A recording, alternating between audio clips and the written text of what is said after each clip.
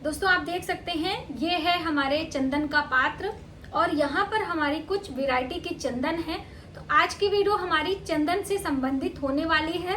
तिलक या फिर चंदन आप जो भी बोलते हो, देवी देवताओं की हम जब पूजा करते हैं, श्रृंगार करते हैं तो चंदन बहुत अहम भूमिका निभाता है। देवताओं को भी हमें चंदन लगाना चाहिए, स्वयं लगाना चाहिए। तो चंदन हमें कैसे लगाना है, देवी देवताओं को कैसे हम लगाएं, स्वयं को हम कैसे लगाएं, किन किन बातों का हमें ध्यान रखना है। जैसे कि बहुत सारे लोग कहते हैं कि महिलाओं को चंदन नहीं लगाना चाहिए, सुहागन स्त्रियों को चंदन नहीं लगाना चाहिए। इसके पीछे का क्या कारण है, कौन सा चंदन किस देवी देवता को हम लगाएं, बहुत सारी बातें चंदन से संबंधित होने वाली हैं। तो आइए एक एक करके हम जानते हैं। तो सबसे पहले तो आप देख लीजिए चंदन कौन सा है। तो ये है रोली, इसीलिए मैंने पाउच में ली है। इस तरह से भी आती है 5 रुपए 10 रुपए का पाउच, जिसे रोली आप कहते हैं। रोली अलग होता है और कुमकुम अलग होता है। तो देखिए रोली का तिलक महिलाएं कर सकती हैं और यहाँ पर हमने रखा है हल्दी। हल्दी का भी तिलक महिलाएं कर सकती हैं। और ये है अष्टगंध तिलक। तो देखिए इसका रैपर हट गया है, इसके अंदर अष्टगंध तिलक है और इसका जो कलर है वो उसमें बहुत सारे तिलक मिले हुए हैं। और ये एक ऐसा तिलक है, ये देखिए येलो कलर का होता है, अक्सर हम पूजा में इस्तेमाल करते हैं। तो आप ये जो तिलक होता है बहुत ही खुशबूदार और बहुत ही अच्छा माना जाता है। तो आप पूजा में ज्यादातर ये वाले अष्टगंध का तिलक प्रयोग कर सकते हैं, चाहे आप भगवान शिव की पूजा कर रहे हो, चाहे आप पुरुषोत्तम का महीना चल रहा है भगवान विष्णु की पूजा कर रहे हैं, कभी भी आप इस अष्टगंध का तिलक देवियों को भी और देवताओं को भी लगा सकते हैं। वैसे तो देवियों को हम सिंदूर लगाते हैं, कुमकुम का तिलक करते हैं और हल्दी का तिलक करते हैं, केसर का तिलक करते हैं, है ना। तो इसलिए तिलक बहुत अहम भूमिका निभाता है किसी भी पूजा में। अब देखिए पहले बात आती है कि हम देवी देवताओं को तिलक लगाएं या स्वयं को तिलक लगाएं, ठीक है। और तिलक लगाने के लिए उंगली कौन सी इस्तेमाल करेंगे, तो पहले हम उंगलियों की बात कर लेते हैं। तो देखिए जो हमारी ये 5 उंगलियां हैं, ये जब भी हम पूजा पाठ हवन करते हैं तो इन्हीं का इस्तेमाल करते हैं। तो इनमें इन सभी उंगलियों का इस्तेमाल नहीं किया जाता है। तो पहले ये जो तर्जनी उंगली है आप देख रहे हैं, तर्जनी, तो इस तर्जनी उंगली का इस्तेमाल देवी देवताओं के पूजन में हमें कदापि नहीं करना चाहिए। चाहे हम चंदन टीका की बात कर लें, चाहे हम हवन की आहुति देने की बात कर लें, चाहे हम जल की बात कर लें, सूर्य को जल देना है, चाहे हम चंद्र को अर्घ दे रहे हैं, कभी भी इस उंगली का इस्तेमाल नहीं करता। इसीलिए जब भी हम जल देते हैं तो इस तरह से ये उंगली हम हटा के रखते हैं। चाहे इस तरह कर लीजिए, चाहे कैसे भी उंगली हमें टच नहीं करना है। इस उंगली का इस्तेमाल हम पितरों के लिए करते हैं। पितरों का तर्पण जब भी करते हैं तो इस तरह से ऐसे ऐसे करके, या फिर चंदन तिलक भी लगाते हैं तो इसी उंगली से लगाते हैं पितरों को, ठीक है। तो आप इस उंगली का प्रयोग देवियों के या देवताओं के पूजन में ना करके पितरों के लिए इस्तेमाल करेंगे। अब देवी देवताओं के तिलक के लिए हम अनामिका उंगली का इस्तेमाल करेंगे। अनामिका उंगली ये वाली उंगली है जिसे रिंग फिंगर आप कहते हैं। इस वाली उंगली से हम देवी देवताओं को तिलक करेंगे, ठीक है। अब हमें स्वयं को तिलक किस उंगली से लगाना है, क्योंकि बिना तिलक लगाए पूजा करने का अधिकार हमें नहीं मिलता है।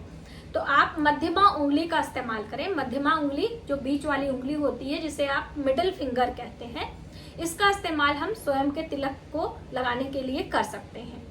वहीं पर जब हम किसी अन्य को तिलक करते हैं, जैसे कि जब हमारे घर कोई शादी विवाह शगुन होता है, तो शगुन में भी हम सभी को तिलक करते हैं, चाहे हमारे दामाद हो, चाहे हमारी बहुएं हो, चाहे हमारी बेटियां हो। जब आपके घर माता की चौकी या कोई जागरण होता है तो हम आए हुए सभी सुहागन स्त्रियों को तिलक करते हैं। ऐसे में हमें ये अंगूठे का इस्तेमाल करना चाहिए। किसी और को तिलक हम कर रहे हैं तो अंगूठे का इस्तेमाल हम करते हैं। चाहे आप किसी ब्राह्मण को तिलक कर रहे हो तो आप इस उंगली का इस्तेमाल कर सकते हैं, लेकिन बाकी और लोगों के लिए अंगूठे का इस्तेमाल आप करेंगे। भाई दूज में भी अपने भाइयों का जब हम तिलक करते हैं उस समय हमें ये छोटी उंगली का इस्तेमाल करना चाहिए। ये बहुत ही गूढ़ बात है दोस्तों। छोटी उंगली का इस्तेमाल हम अपने भाइयों के तिलक करने के लिए करते हैं तो हमारे भाइयों के लिए बहुत ही शुभ होता है। वैसे तो आप अंगूठे का इस्तेमाल कर सकते हैं, लेकिन शुभता लेने के लिए आप ये छोटी उंगली का इस्तेमाल भी करें, क्योंकि छोटी उंगली बुध ग्रह से संबंध रखती है।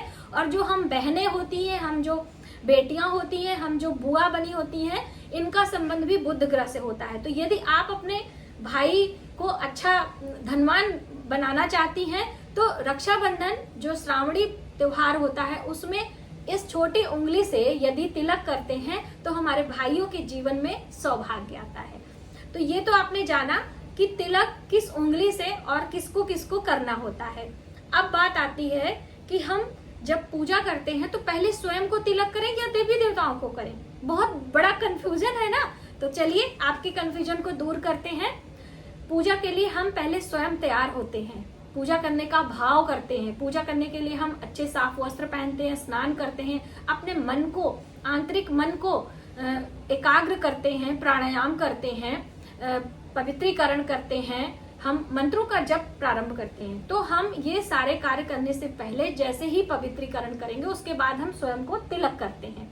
तो तिलक मध्यमा उंगली से हमने कर लिया और हम अखंड सौभाग्य के लिए, हमारे घर में अन्न धन की कभी कमी न हो, अखंडित चावल लगाना ना भूलें। चाहे आप तो रक्षाबंधन का तिलक कर रहे हैं, कुछ भी, ये अखंडित चावल हमें जरूर लगाना चाहिए। ये आपने लगा लिया स्वयं को। अब आप जो चंदन हम अपने लिए इस्तेमाल करते हैं वो देवी देवताओं के लिए नहीं करेंगे, ठीक, ये भी क्लियर हो गया। अब हम जब देवी देवताओं को तिलक करेंगे, उन्हें पहले जो है पवित्रीकरण करके सभी चीजों को शुद्ध करेंगे और संकल्प वगैरह लेने के बाद हम स्नान कराने से पूजा की शुरुआत करते हैं। स्नान कराएंगे, दीप जलाएंगे, फिर चंदन टीका श्रृंगार करेंगे। तो चंदन हमें हर दिन, या तो जैसे कि ये चंदन है तो आप इसे घिसेंगे थोड़ा सा जल डाल के। ये जो चंदन घिसने वाला होता है, ये हम इसे ऐसे हल्का हल्का थोड़ी देर घिसते हैं तो इसमें से चंदन निकलता है और थोड़ा सा इसमें कपूर डालकर हम देवताओं को लगाते हैं, क्योंकि देवताओं को वो कपूर ठंडक प्रदान करता है। ये विशेष प्रकार का चंदन जो कि श्रावण के महीने में बताया गया है कि ये लगाया जाता है भगवान भोलेनाथ की प्रसन्नता के लिए। तो ये तो चंदन हो गया कि हम हर दिन नया घिसेंगे और नया लगाएंगे। ऐसा नहीं कि एक दिन ही बना के आप रख लेंगे, ऐसा नहीं करना है। ये तो ज्येष्ठ के महीने में भगवान कृष्ण को पूरे शरीर में जब चंदन का लेप किया जाता है तो एक साथ हम कर लेते हैं। वहीं पर ये जो रोली या फिर आप ये अष्टगंध का तिलक कर रहे हैं तो आपको अलग से, जैसे ये आपने पात्र लिया है, ये थोड़ा सा हम यहाँ पर, ये सूखा चंदन हमारा फ्रेश चंदन होता है, जब हम इसे पानी डाल के गीला कर लेते हैं, ये ऐसे करके आपने हल्का सा इसमें एक दो ये ड्रॉप इसमें जल डाल दिया है, तो अब ये गीला हो गया है। अब इस चंदन का प्रयोग, ये देखिए ये हो गया ना गीला।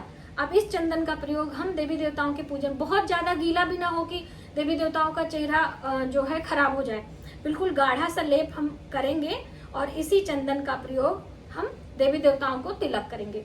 अब ये जो गीला वाला चंदन है ये हम एक बार इस्तेमाल कर लेंगे, दोबारा नहीं करेंगे, ये बासी माना जाएगा। इसीलिए कहा जाता है बासी चंदन का इस्तेमाल हम देवी देवताओं के पूजन में नहीं कर सकते हैं, ठीक है। यदि आप इसमें रख रहे हैं तो सूखा ही चंदन रखें, अलग से पात्र में इस तरह से आपको गीला करके हर दिन ये, उसके बाद ये पात्र आपको साफ कर लेना है। तो ये हो गया बासी और सूखा, गीला और ताजा, आप इसको समझ लें। रही बात, अब इस पात्र से जो हम देवी देवताओं को, इसी में से खुद को भी नहीं लगाते, अलग से आपने एक अलग से पात्र लेना, उसमें अपने लिए, और स्वयं भी ताजा ही चंदन आप लगाएं, यानी फ्रेश चंदन आप घोल तैयार करें, उसके बाद आप लगा लें। बहुत सारी बातें होती हैं दोस्तों छोटी छोटी, जो कि पूजा में हमें ध्यान रखनी होती हैं। अब आप जब विशेष त्योहारों पर जब हम भगवान का अभिषेक करते हैं, वो करते हैं, तो आप कपूर का भी चंदन कर सकते हैं। जैसे कि मैंने बताया कि इसमें आप कपूर मिलाकर घिस लें। ऐसे तुलसी की जो डंडियां होती हैं सूखी वाली, उन तुलसी की डंडियों को भी इस पत्थर पर घिसकर और उसमें थोड़ा सा कपूर मिलाकर हम देवताओं को लगाते हैं, तो भी बहुत उन्हें प्रिय होता है। यानी चाहे आप विष्णु भगवान को लगा रहे हैं या भगवान विष्णु के अन्य किसी अवतार को, तुलसी के जो घिस के लगाते हैं वो भगवान शिव को नहीं लगाते हैं।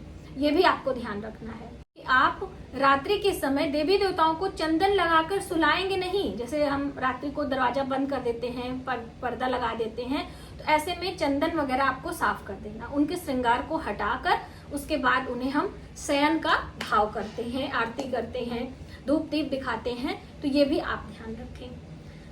चंदन किसी को हम भेंट में दे सकते हैं कि नहीं? तो बिल्कुल, आप जब भी किसी भी पूजा पाठ का उद्यापन करते हैं तो उस देवी देवता से संबंधित चंदन आप दान भी दे सकते हैं। चंदन का दान देना भी हमारे लिए बहुत ही शुभ होता है।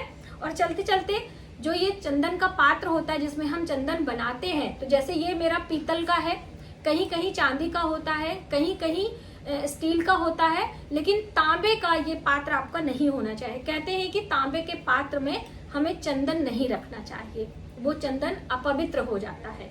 वैसे तो तांबा धातु बहुत ही शुद्ध होती है, देवी देवताओं के पूजन में हम तांबे के पात्र का ही इस्तेमाल करते हैं, लेकिन चंदन रखने के लिए हम नहीं करते हैं।